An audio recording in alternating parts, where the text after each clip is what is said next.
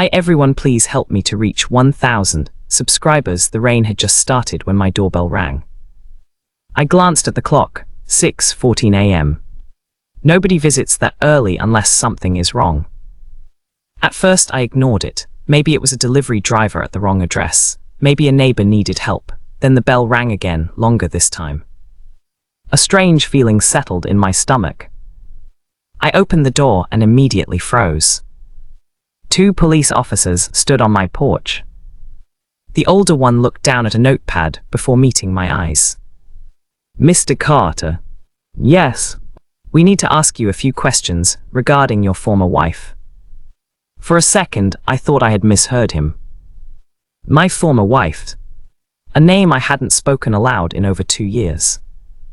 A chapter I had buried so deeply that I believed it could never reach me again. Apparently, I was wrong. The officers stepped inside. As they explained the situation, the room seemed to shrink around me. My ex-wife had disappeared. No one had seen her in nearly a week. Family members were concerned. Friends claimed they had no idea where she was. And because I had once been married to her, I was now part of the investigation. I couldn't believe it. After everything she had done, she was somehow creating problems in my life again. 2 years earlier, she had shattered our marriage without hesitation. I discovered messages, secret meetings, and lies that stretched back months. The betrayal wasn't just emotional. It was humiliating. People took sides. Rumors spread. I became the villain in stories I didn't even know existed. By the time the divorce was finalized, I felt like a stranger in my own life. So I started over. New apartment. New job. New city. New routines. Every day was dedicated to rebuilding what had been destroyed. It wasn't easy, but eventually the pain faded into something distant. Or at least I thought it had.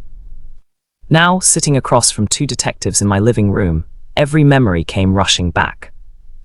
They asked where she might go, who she spent time with, whether we had communicated recently. The answer to the last question was simple. No, not once, not a text, not an email, not even a social media message. I wanted nothing to do with her. When the interview ended, the officers thanked me and left.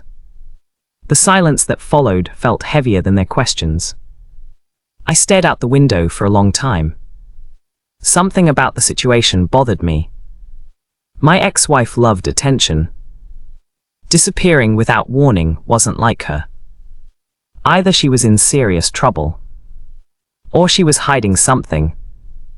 Against my better judgment, I started looking. At first, I only intended to satisfy my curiosity. I contacted people who used to know her. Most ignored me. Some refused to talk. A few shared small details. Nothing significant. Until one conversation changed everything. A former coworker mentioned seeing her with a man nobody seemed to know.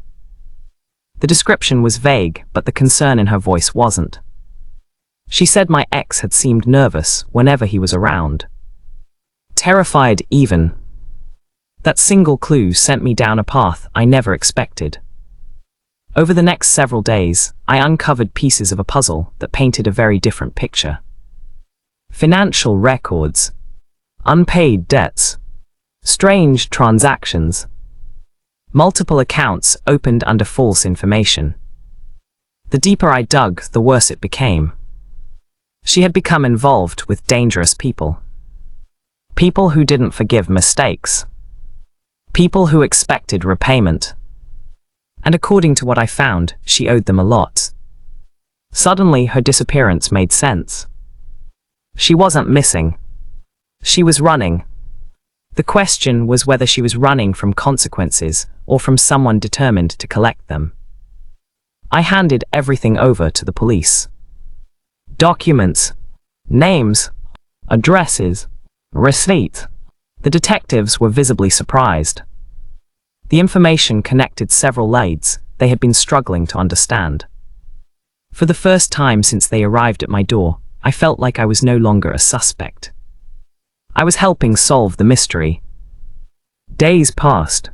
Then came the phone call.